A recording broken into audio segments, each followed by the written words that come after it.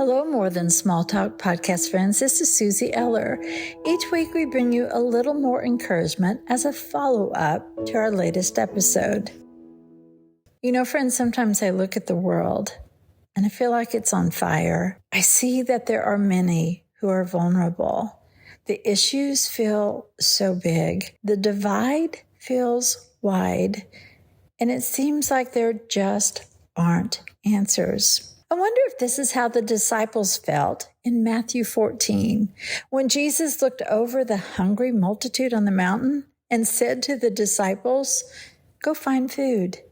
I wonder how they felt when all they could gather was a few fish and a couple of loaves and bread, because it was impossible, too big. Jesus, what can you possibly do with this little?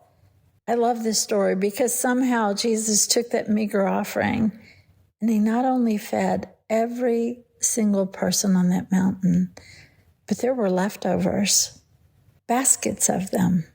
Yesterday, as Holly and Jennifer and I were talking with Katrina, a young woman who works with an organization called Canopy NWA, this story came to mind again.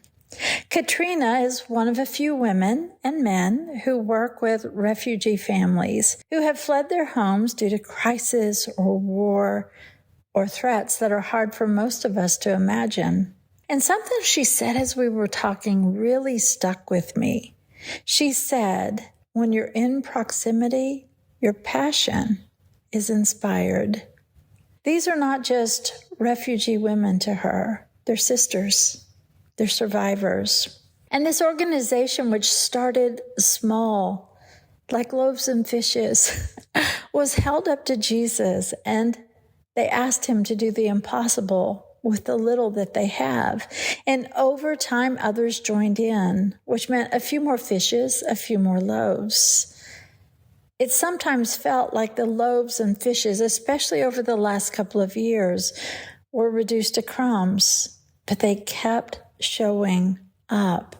And God continued to perform miracles one at a time.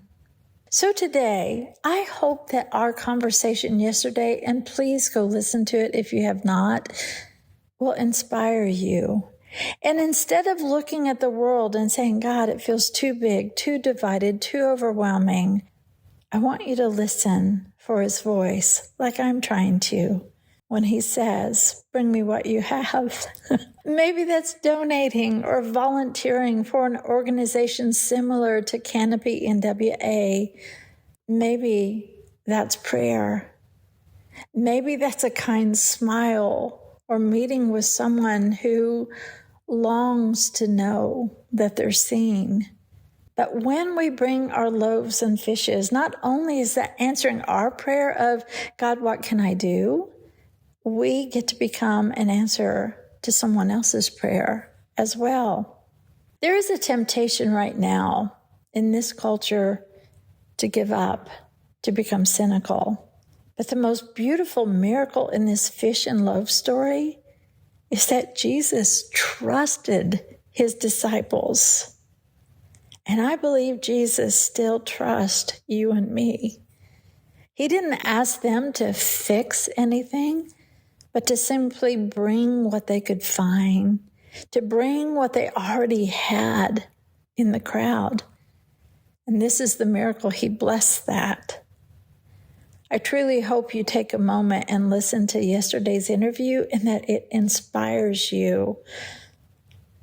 But what it told me as I listened to this young woman share her heart is that we can make a difference right where we're at, as we join others doing his work. And that's the miracle. And what a beautiful invitation for all of us to bring our loaves and our fishes and to love like Jesus. I've put a link to Canopy NWA in the show notes, but I'd love to hear from you about your fish and loaf story and what God is doing in your community. Thanks for joining today. We'll have another More Than Small Talk episode for you soon. And Holly, Jennifer, and I hope you'll share this with a friend today. Appreciate you, friend.